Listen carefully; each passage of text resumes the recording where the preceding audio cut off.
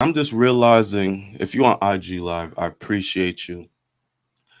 The stream was super, super late on the YouTube. I don't know how that happened. So if you are joining on the YouTube, I apologize on that. The stream just wouldn't turn on. I was just on here talking some Doctor Strange, saying how good of a movie I thought that was. I was on here. I was talking about Kendrick Lamar. His album just dropped. Gave you my reviews. I think it's a hit. Amazing album. What we have here was says you can't find it. If you go on Double M Media on YouTube, go on Double M Media on YouTube, you will be able to find the stream. And we're gonna get into it, man. We're gonna talk some playoff basketball. What's going on with the Celtics? What's going on with Phoenix? I really want to talk. Yeah, I really want to talk Phoenix because that what happened in that series, yo. Let's not waste time. Let's get right into it. Game 7 last night as I'm recording on a Sunday on a Monday evening. Sunday evening we had the Mavs versus the Suns, game 7. The number 1 seed Phoenix Suns. Look, I'm going to start it off by saying this. I was got. I was got. The Phoenix Suns got me. I was hoodwinked, led astray, bamboozled, because I finally thought, oh, this Phoenix Suns team's for real. This is a Phoenix Suns team that's ready to go back to the chip. And what's the worst part about it? Like, I feel like I know basketball. I feel like I can tell when a team is just fraudulent. You know what I'm saying? I could just tell when a team's just not it. And last year, I did not believe in the Phoenix Suns. Throughout their whole season, when they were the sneaky number 1 seed, even when they faced the Lakers, no one really truly believed in them. If Anthony Davis was healthy, maybe Lakers would have had a chance. And then they go on to that run. They faced the Milwaukee Bucks, and I still didn't believe in that team, given CP3's playoff history, given Devin Booker and the rest of the team pretty much first time being in the playoffs, other than Jay Crowder, who was in the championship in the bubble the year prior. I just didn't believe in them. And then they did something that solidified it for me. They won the Western. I don't know if you guys remember this because it didn't get much publicity as it should have. They won the Western Conference Finals last year, and they had a parade. They had a goddamn parade. I'm talking about the Western Conference Finals trophy. They out there in Phoenix celebrating it. People are going crazy, and they're the ones who started it. Yo, Devin Booker was tweeting after the game, yo, meet us at da da da da. This is what we're going to be doing. We're gonna celebrate. They celebrated the Western Conference Finals championship. And right there, I was like, nah, this team not serious. It ain't it. Everyone wanted it for Chris Paul last year. It's like, let's get Chris Paul a ring. And then they faced the Bucks. And to their credit, you go back to that series, man. Phoenix had Milwaukee on the ropes. Phoenix had Milwaukee on the ropes, and it looked like they were gonna have a chance to beat Milwaukee. Milwaukee ended up winning after being down, I believe, 2-0. They ended up winning the series. Fast forward on to this year. Before I even continue on this year, look, guys, I'm Marvin Zahn, man. DJ, also known as DJ Means. We are recapping the playoff series. Feel free to jump on in the comments. You're watching on IG Live. Come on to the YouTube. Jump in on the comments. I want to hear what you guys are thinking about these playoffs. Right now, we're talking the Phoenix Suns in this horrific collapse of a game. But you fast forward to this year. You remember, like I told y'all, I didn't believe in the Phoenix Suns at all last year. Fast forward to this year. Phoenix is just running through teams. running through teams. Aiton's out for a few games, doesn't matter. CP3, as he usually does, is out for a few games. You just plug in Cameron Payne, doesn't matter. Cameron Payne is out for a few games, doesn't matter. Devin Booker misses games, doesn't matter. They are running through team. And not like beating them by 5 close games. No, I'm talking about blowouts throughout the season, blowouts. And it's like, oh, okay. Phoenix figured something out here. Phoenix knows what they're doing. Phoenix has figured something out, and it's looking like a cakewalk. They're going to the finals. I had them booked into the finals. No question about it. The way they had another year together, they gelled. Mikal Bridges, a defensive player of the year candidate. He got the bag last year. Devin Booker's looking like an MVP candidate, with times left out of what we talk about. CP was out for a few, so Booker's actually looking like a MVP candidate. This team looks like it's going to the finals, and nothing is going to stop them. We got some comments here. We got my boy Smooth Jones saying roll to the finals. Obviously talking about the Celtics. Yes, sir. Hop in on the YouTube so we can interact on that as well with others. But so Phoenix is looking good. Then the hamstring issue happens for Devin Booker in the first round against New Orleans. And then Phoenix is struggling to beat New Orleans at New Orleans. It goes 6. And you're like, sometimes great teams, they have to, even against a bad team, they have to go through that. They have to go. Remember the Boston Celtics in 2008? You remember they had to go through the Atlanta Hawks. They just couldn't beat Atlanta for a lick. They couldn't do it. At Atlanta, they couldn't do it. So it took them 7. Then the Celtics couldn't beat Cleveland at their place. And that took them 7. But championship teams figure it out. And that's what I thought. Phoenix is going to figure it out. So they go 6.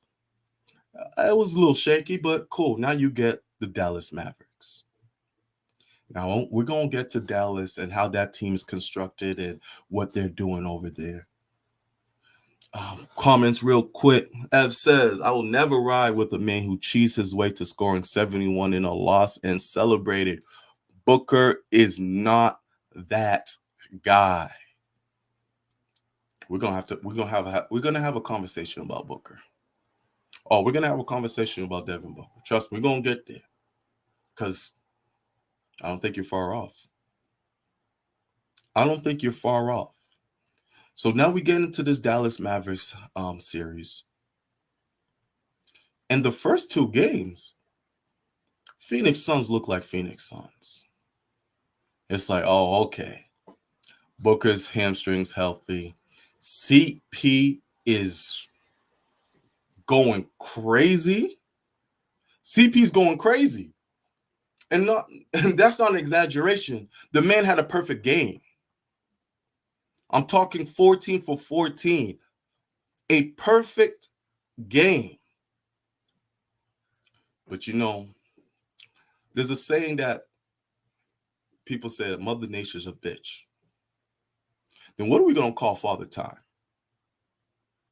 And Derek's alluding to it.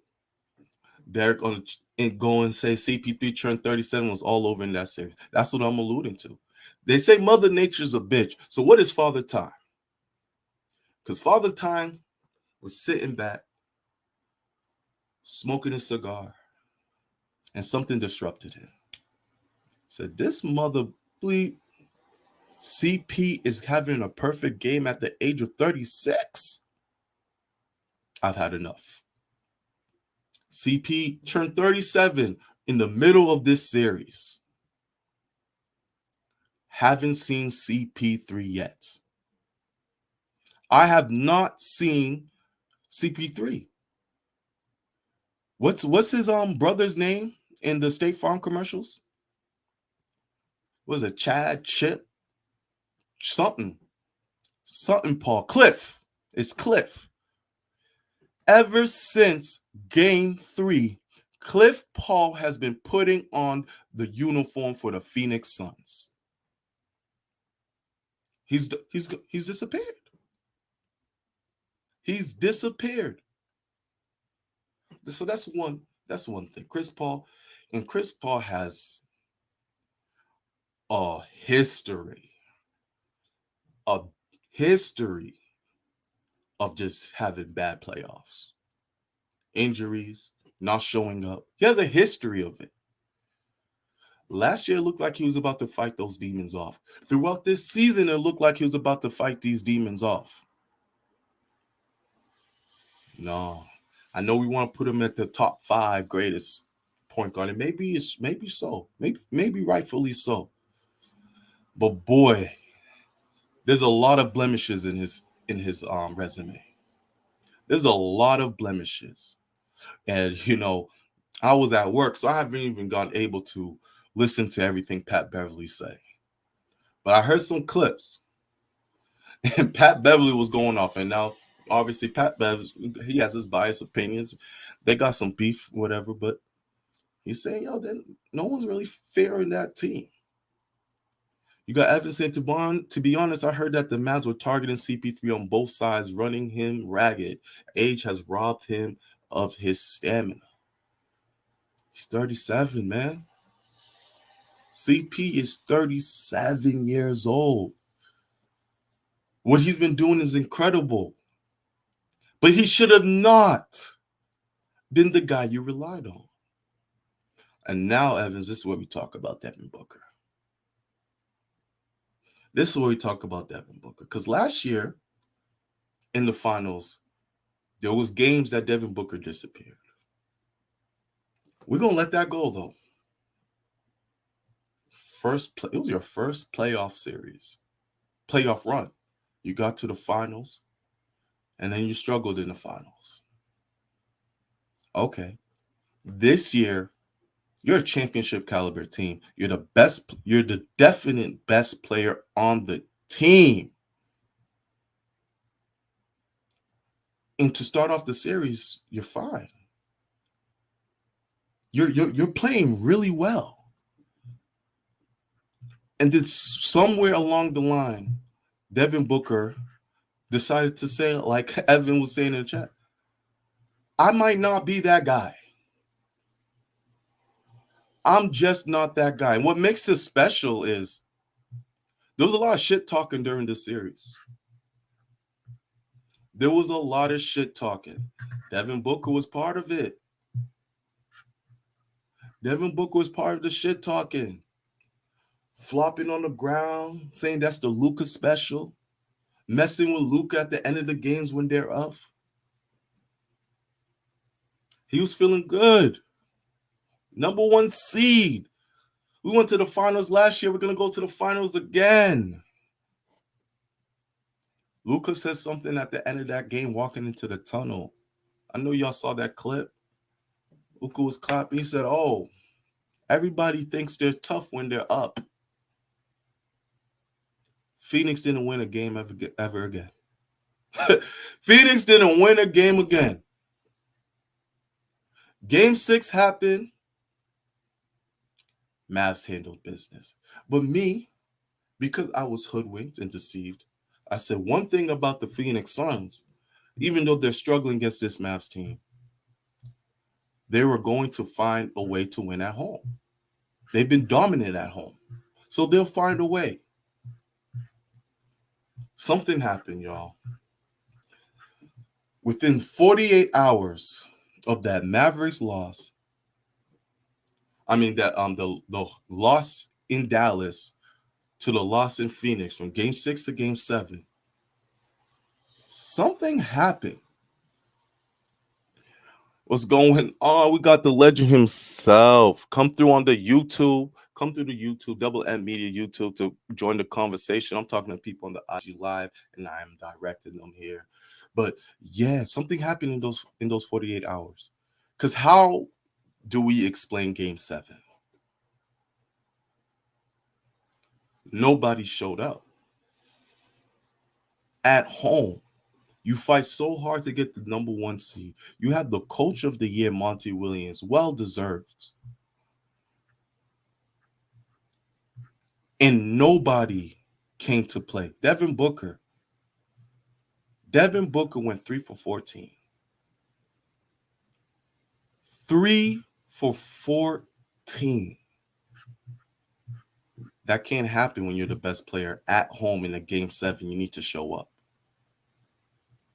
You need to show up. And we all know that weird things happen in game 7s. There's a history of weird things happening.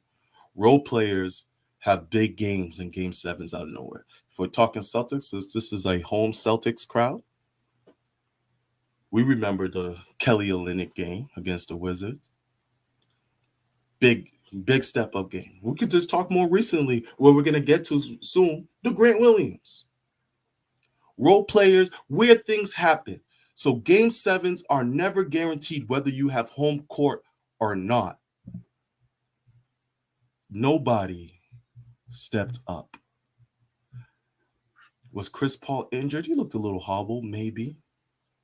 He didn't give you anything. Jay Crowder, nothing. DeAndre Ayton. Are we going to have a conversation about Ayton too?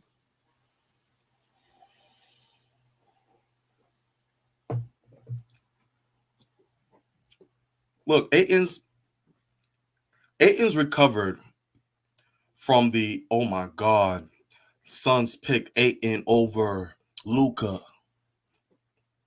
and Trey. He's recovered that because he's made a fine career out of himself. Solid player. You know, he won't have to hear that as much. But damn, he didn't give you anything.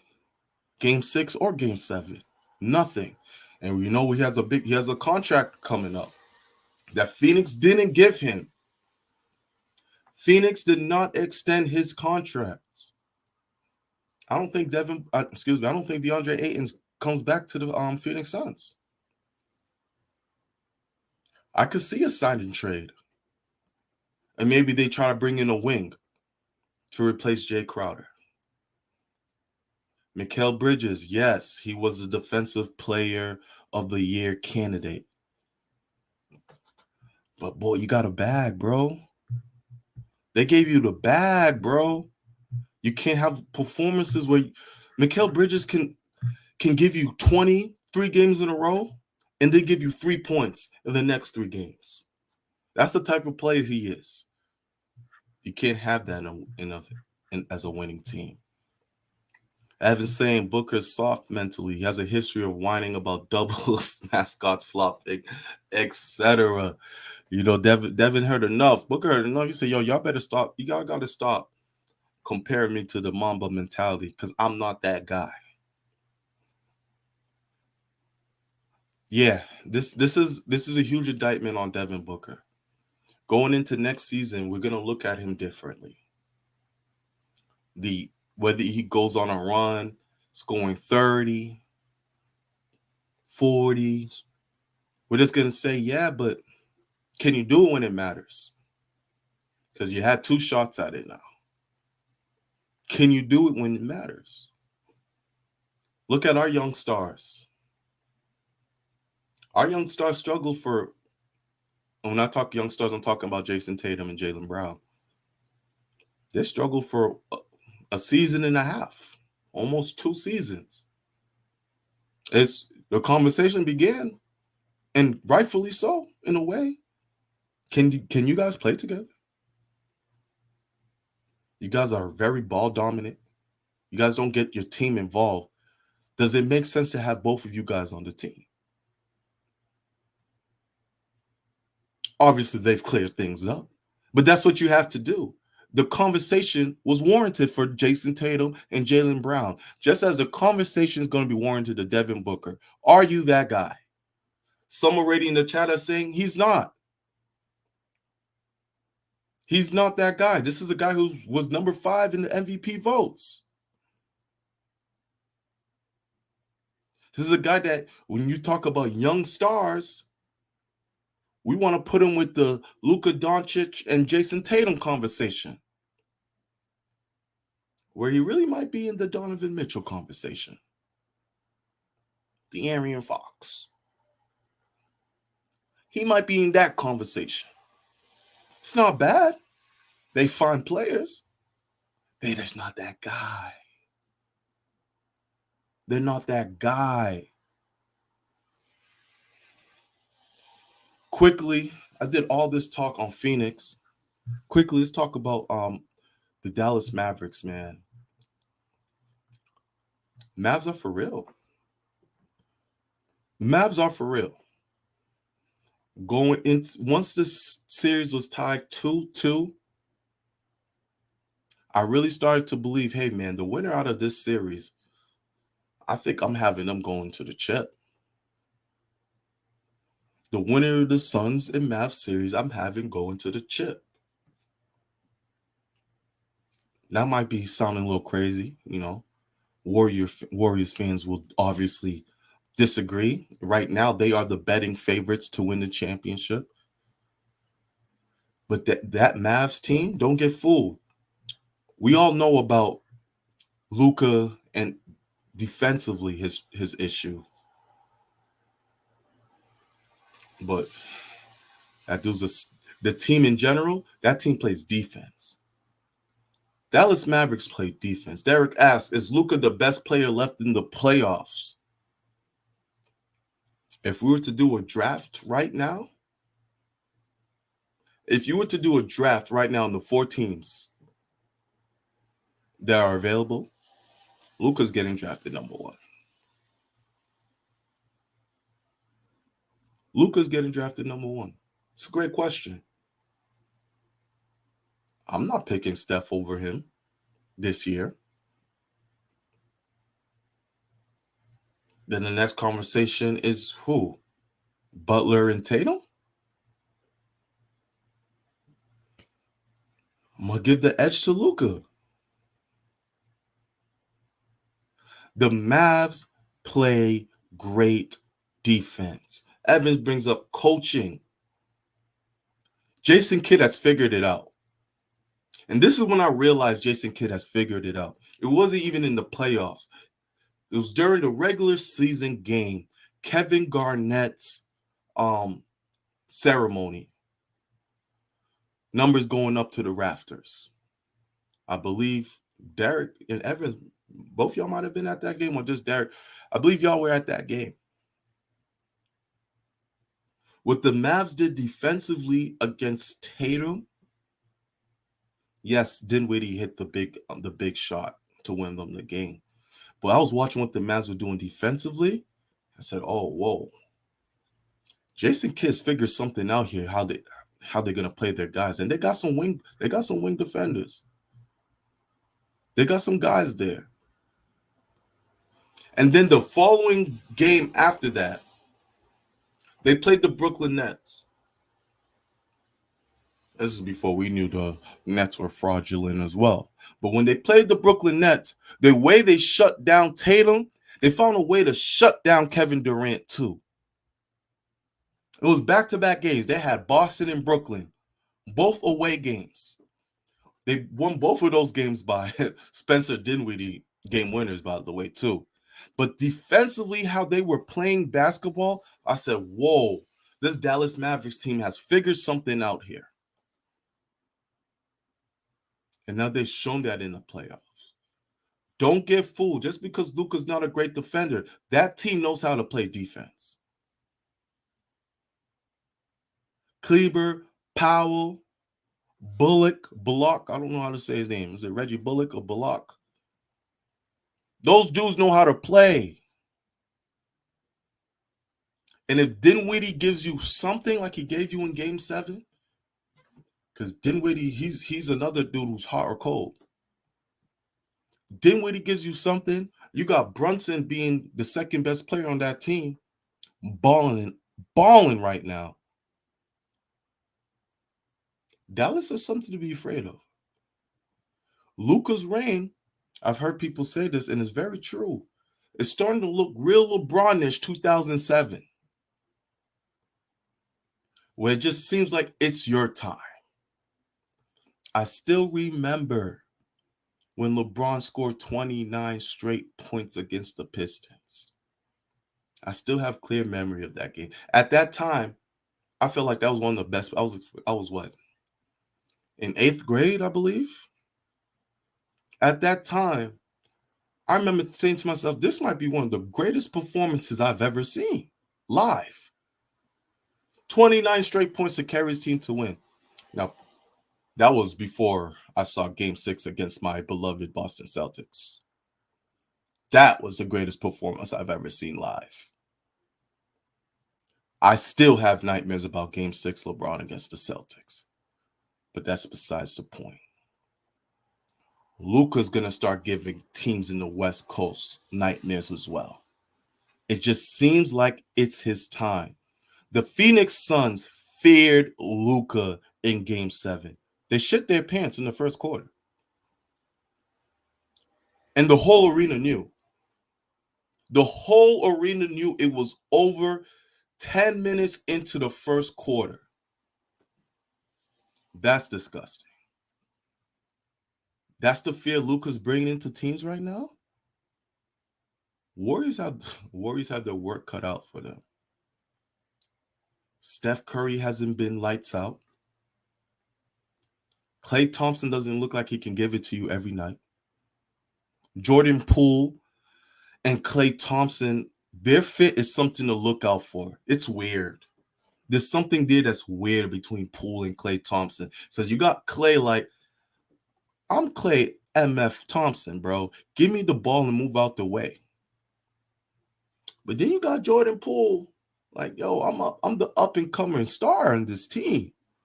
I need the ball too. Draymond, he just refused to shoot the ball anymore. He just doesn't shoot. So defensively, you can do things with that. Felt like the Warriors were moving the ball a lot better when Draymond wasn't playing. Something to look out for. Obviously, we know what Draymond brings defensively to the team. Andrew Wiggins, I guess all that dude's season goal was make the All-Star team. As soon as he made the All-Star team, Wiggins said, all right, I'm all set. My job here is done. He'll have a poster here or there. But that's it. Andrew Wiggins, and they're going to need Wiggins. They're going to need Wiggins to be a body on Luca. I don't fear this Warriors team. They're not the juggernaut of old. And I don't think the Mavericks are going to fear them either. So with that being said, I do have the Mavericks going to the finals. I'm going out on that limb. I think it might be Luca's time. He answered all the questions of, can Luca do it in the playoff? Can he finally do it in the playoff? He's doing it. He's doing it. I just saw our team quiver, get scared when he gets the ball. Because Luca always just makes the right decisions. He doesn't have to beat you with scoring. So that's going to be something really interesting, man. Mavs, Warriors. I'm excited. I'm really excited to talk that series, Mavs and Warriors. Once again, guys, you are on the Double N Media's YouTube page. Welcome if you are watching. We're just here talking sports, man. Talking basketball. We just got done talking about the Dallas Mavericks and the Phoenix Suns. Tomorrow, if you're watching now, tomorrow I'll be joined with my partner, Mike Nice. We'll be doing a Celtics post-game show. Celtics post-game show to kick off Double M Live. Celtics post-game show right after the Celtics game. Hop on right here, and let's see what happens. Let's see what happens with the Boston Celtics. And speaking of Mike, shout out to my brother Mike, man. It's his birthday, man. Shout out to him. More life to my brother as he continues on his journey to wealth, success, and health. So I brought up the Celtics. Let's talk Celtics. And if you are on the IG Live, hop onto the YouTube. We can have that conversation over here. Let's talk this series here, Bucks versus Celtics. To start the series off, I had Celtics in 7. I'm going to be honest with you guys. When they lost game 5, I wavered. And I just knew that it was going to look good. Real quick, we got Evans asking a question. Sorry, I missed it. He said, what NBA team has the most depth right now in the playoffs? Depth? I think the team that plays the most guys is the Miami Heat. They go 9-10 deep.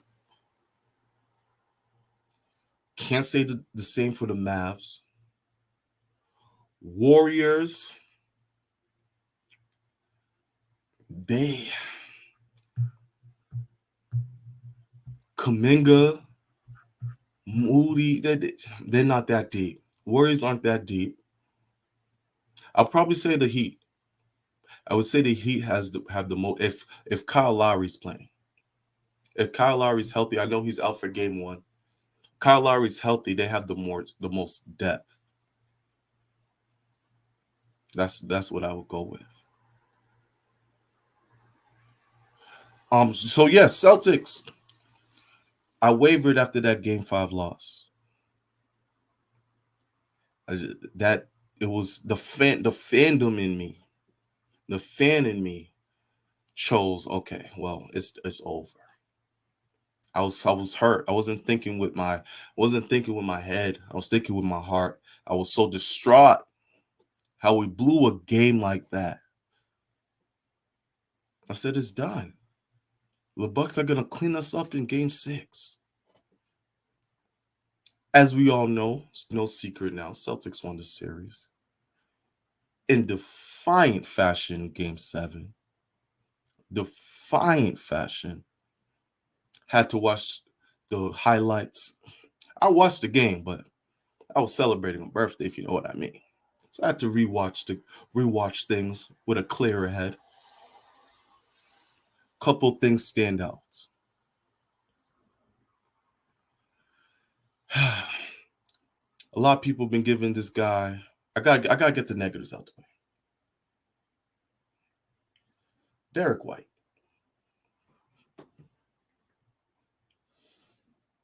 I see what the plus minuses say.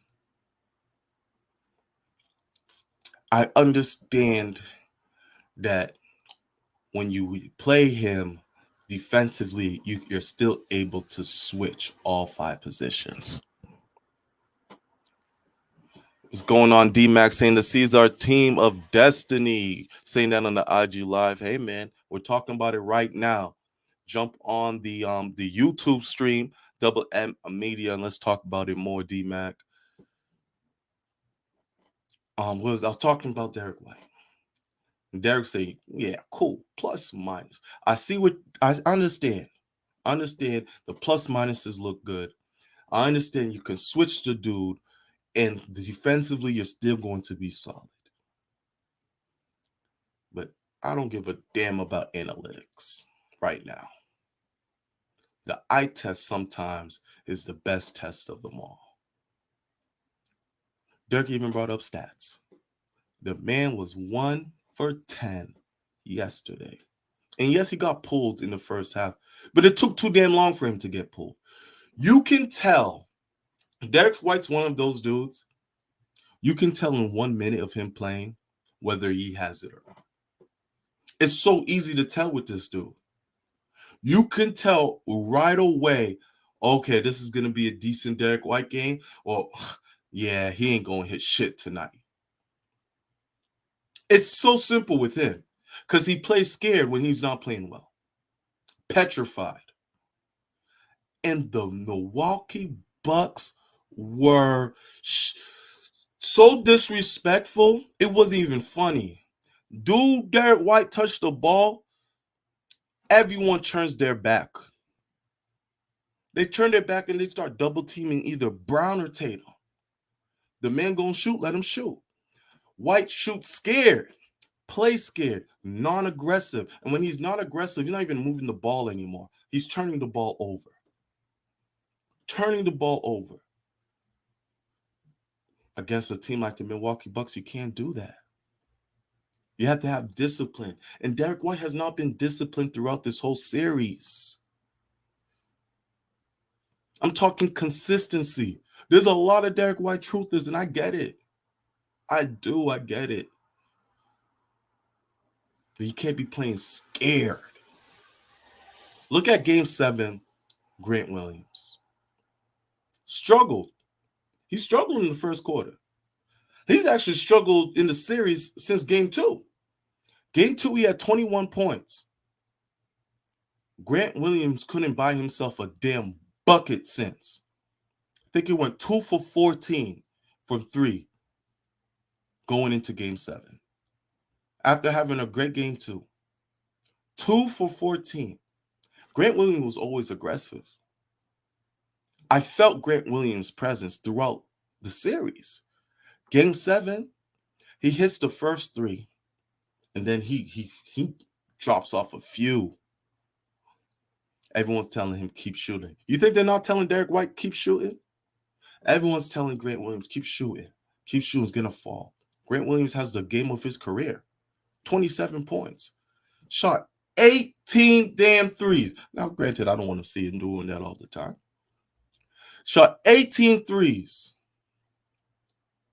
So he's a big reason why the Celtics won. Being aggressive, not being afraid. The 3 that got him going was when Brick Lopez was in his eye. Swat, swish. Okay, he's got it going. Derek White, I'm telling you, watch tomorrow. You'll be able to tell in the first couple possessions whether it's going to be a good Derek White game or not. It's very simple to tell. It's so simple. Don't tell me no plus minuses with that dude. He needs to be more consistent, especially going into this series with Miami. Also, we'll stick with this series right now. The refs. I know a lot of people were frustrated with the refs. This is the series that I'm on Twitter. I've never seen this so many times where I'm hearing about refs and names, and this is the refs that are reffing the Celtics game today, and they're reffing the Celtics game in Game 3, and that doesn't happen unless people are really mad about the refs. But to be honest, and I know I'm in the minority, I didn't really have a big problem with the referees this series because they were allowing the game to be physical. And you remember Game 1? Game 1, it took us aback. As fans, as the Celtics players, as everything, Game 1 took us aback because we were like, oh, shit. They're just letting Giannis do whatever. He's just running over dudes, and they're not calling nothing. But they let that go throughout the whole series. The refs weren't the issue. Celtics needed to play more aggressive. Celtics needed to play more aggressive, offensively and defensively, because the refs were going to let that go. And they did Game 2. Game 2, they brought it to them. Although they had some flaws in the second half of Game 2, Celtics started to play a little more physical. And that's all it takes. So I never had a problem with the refs this series. Celtics needed to adjust. I love when Ime called out Jaylen Brown and Tatum on saying they need to cover Giannis. They need to guard Giannis better. Giannis was seeing Jaylen Brown this whole series barbecue chicken.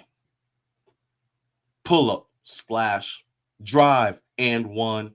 Spin over, Brown or Tatum's on the floor. Giannis is dancing. He's flexing on him. It's like, damn, I get the man is 7 feet. I get he weighs over 20, 30 pounds over you, dude.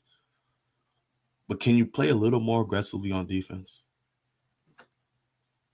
Can you play a little prevent ball? Can you put your arm on him when you're on the post against him? It's clearly the target. It's clearly what they want. Jaylen Brown, that's what they wanted. Ime called them out. Said, nah, they got to guard better. They got to be more aggressive. That's what it takes. This Celtics team proved to me that they're mentally tough. Because when they lost game 5, although I had Celtics in 7, when they lost game 5, I wavered and I said, oh, it's over. I said it's over. Because I didn't think that this team had it in them to overcome it. They do. They've proven that they're tougher. They're mentally tough.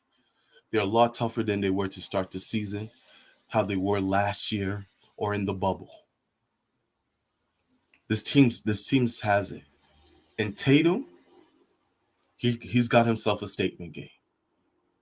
He's got him one in the NBC Sports Boston Classics. 10 years down the line, how we be watching the game I always watch. Paul Pierce dropping 40 on the Nets to come back against the Nets. Tatum's got him one of those games now. 46 points going up against Giannis, who had 44. Yeah, Tatum's got himself one. And let's remember, Tatum had a game where he got locked up. Was that game 3? Wesley Matthews took this dude's lunch money, locked his ass up. We had a game 5, where Drew Holiday, oh my God, what he did to Marcus Smart?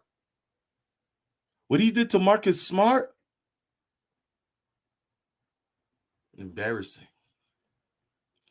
First of all, how you block a dude, come baseline, leave your man, because you know he's not going to have the vision to see Jaylen. Oh, he's not going to have it. Leave your man, block him baseline, recover it, throw the ball off him out of bounds.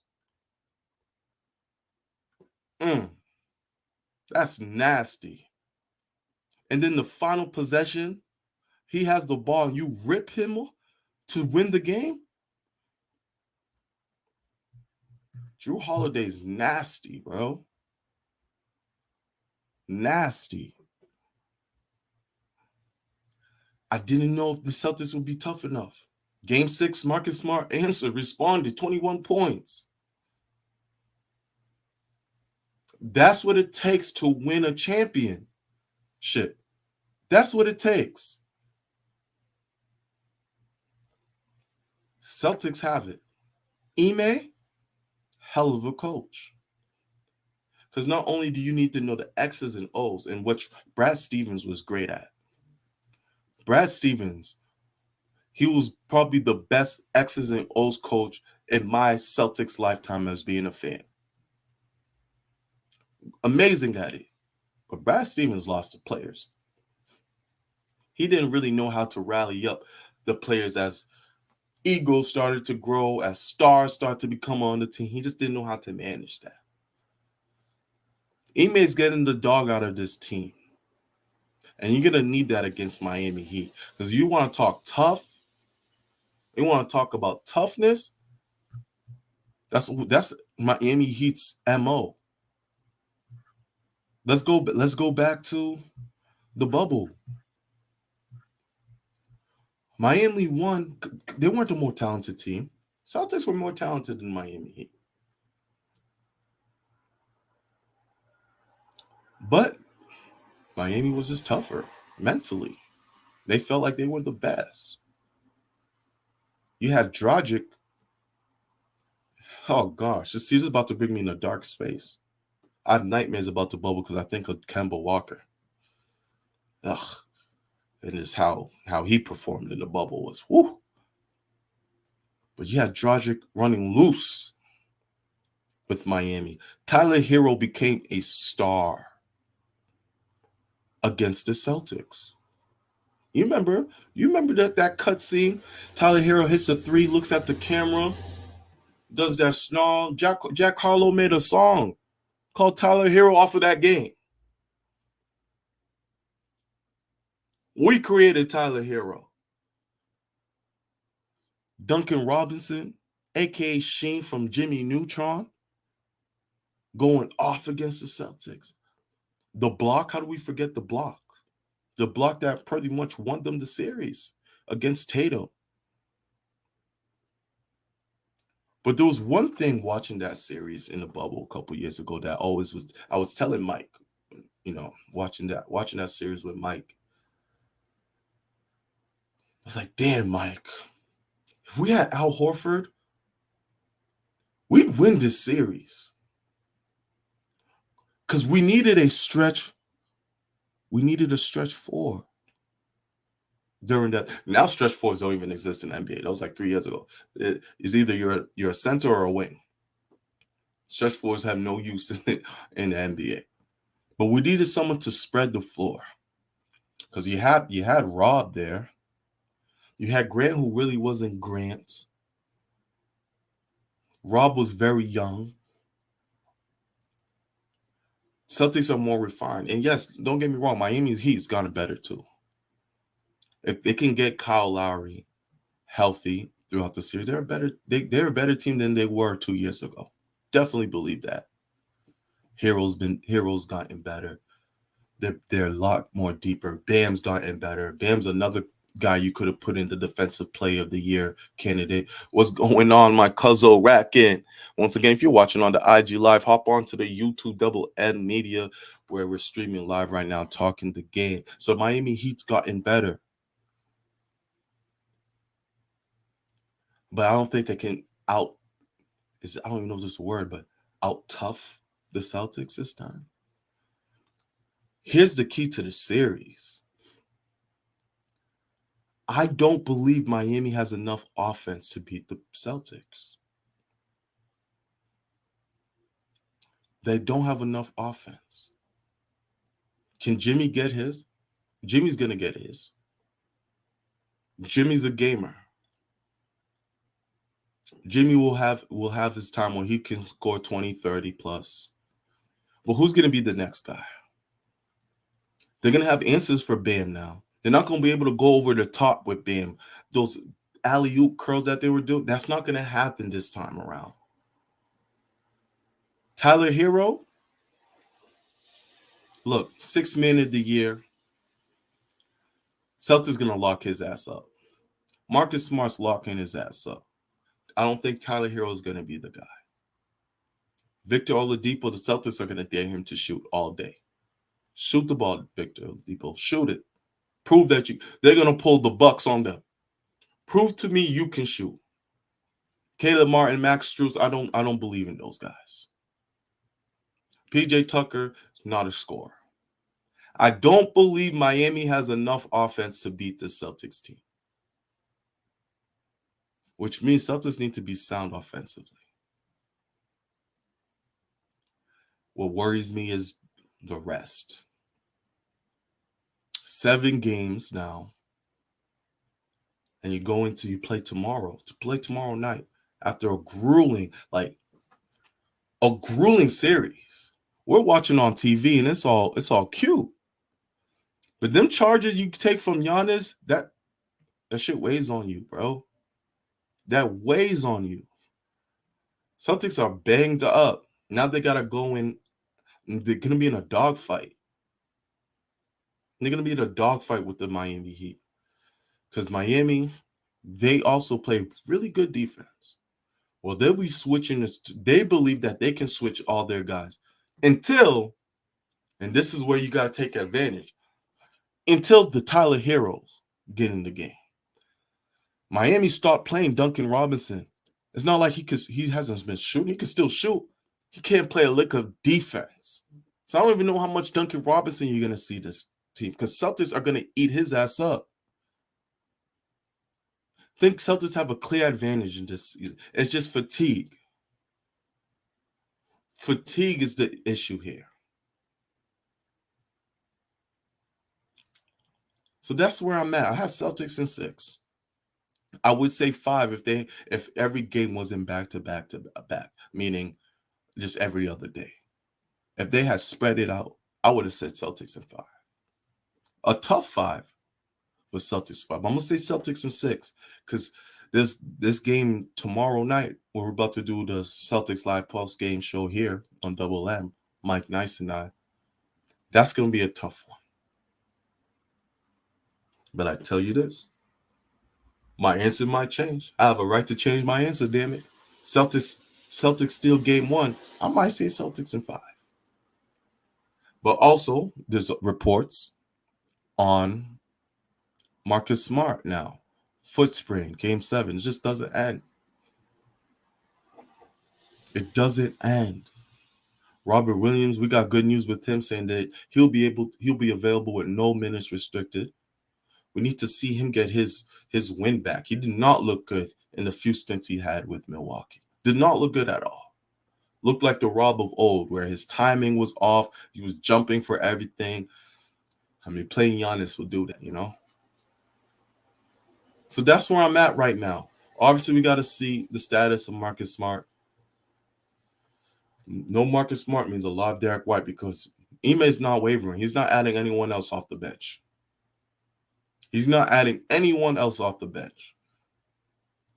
So if Marcus is out, that's a 7-man rotation. And that's tough coming off a 7-game. Ime's really gonna have to consider stealing some Neesmith minutes or some Hauser minutes. Giving those dudes a chance in this series. He really might have to steal one of those. Steal some minutes there. Tice is gonna get some burn, I believe, in this series, maybe. Depending how small Miami goes. Because Miami has a chance to go really small. If they do that, no Tice. So it's interesting. Eric Spoelstra's a great coach. They're going to have some designs there. They're going to try, once again, get the ball out of Tatum's hands. Tatum's been making the right reads. It's up for everyone else to knock them down. Jaylen Brown has to be big. So I just seen that they have an Eastern Conference MVP, Eastern Conference Finals MVP, and a Western Conference Finals MVP. So it's the Magic Johnson Award and the Larry Bird Award. Weird, but in 10 years from now, we won't think nothing of it. JB. I want to challenge JB to get that award. Be the MVP of this series. Take over like you did in one half of game 2. You guys remember that 2017 year in that playoffs? Tatum's rookie year? Brown was your most consistent player. Especially in the first quarter, he would go off aggressively. I want to see that Jaylen Brown. Not settling for threes, but attacking. You can attack this team. Yes, they have Bam, who's very good defensively, a very good defensive player. But when you have a lineup with Grant Williams and Al Horford, when you're going to have to move Bam around, you can take advantage in the paint. You're going to take advantage in the paint. There's no Brook Lopez. There's no Giannis. You can take advantage in the paint. Celtics need to attack. I don't need them breaking any records of the most three-point shot. This Miami doesn't play defense like that. Attack them. Get to the line. And I want to see Jaylen Brown. I want to see Jaylen Brown hold the Larry Bird Award. It's new this year. If you haven't seen it, go check it out. They have the Eastern Conference MVP. Yes, it's weird, but I'm telling you right now, in 10 years, we won't think nothing of it. It'll just be another award that you get in the playoffs. Just like in 10 years from now, we won't think nothing of the play-in. It'll just be something that is natural to us. Although I do think they could tweak the play-in tournament a little bit. Sub 500 teams, we're just going to have to say sorry. That's my one tweet. If you sub 500, let's not waste our time here. Let's keep it pushing. Anyone above 500, if it's a competitive year, you 10th place, but you above 500, all right, cool. Come on in. That's my minor tweak. I'm going off the rails here. So I conclude that to say I think what I had Mavs. Did I say what number? Mavs in 6 or 7, but I definitely have Celtics in 6. I think we might get a Luca versus Tatum. So let's quickly end it off of what would the NBA want? I think the best series NBA would want, and you guys feel free to chime in, is Celtics Warriors. You want Steph Curry. You definitely want Steph Curry, Klay Thompson in that gang, the old team that's come back to go get their fourth. And then the conversation gets real crazy if Curry gets his fourth. What does that mean for his legacy? Because Curry gets his fourth, he might jump a couple people in the ladder. Some may already have him over KD. I don't. But if he gets this, boom, he jumps over KD. Kawhi, if he's not already over Kawhi, he probably is. He'll be knocking on the door of top 10, top 15 if he's not there already.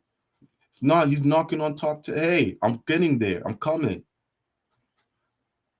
Obviously, this is just me speaking out of it right now. I haven't written down a list of where Curry is, but he gets that fourth. He's going to be entering some serious conversation. And then you have the Celtics. Out of the Heat and Celtics, they're the most exciting team. You can get a storyline. Boston's back, tied with the Lakers at 17 championships, going for a banner 18. The young stars, Tatum and Brown, going for their first. Could this be the start of a young dynasty? So I'd probably rank that as like the number one thing the NBA would want. Warriors, Celtics. Next, maybe Heat, Mavs. That's weird enough. They have a history. Two teams that they have a history. We're talking 06. We're talking 2011. They have a history there. We can go, and then you know what's going to happen. Everyone's going to relive the old Dirk Nowitzki days, the big 3 days, bring back old D Wade and his moment of winning his first ring. The trilogy, the new era. No more Dirk, but we got Luca. You replace D Wade, we got Jimmy Butler. That's fun. That's a fun series. NBA would like that. They wouldn't be upset about that one. What they don't want is a Suns Bucks finals ever again. They don't want that. That didn't produce juicy storylines. Of course, we're happy Giannis got his, and what's that going to mean for Giannis' legacy going down the line? But they did some juicier storylines here. Everything else, Heat, Warriors, don't think that really moves the needle that much.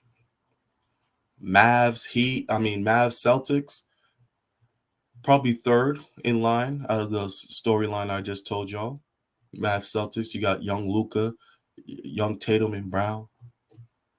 So it's interesting. There's some storylines there. Y'all heard enough of me talking. This was really fun.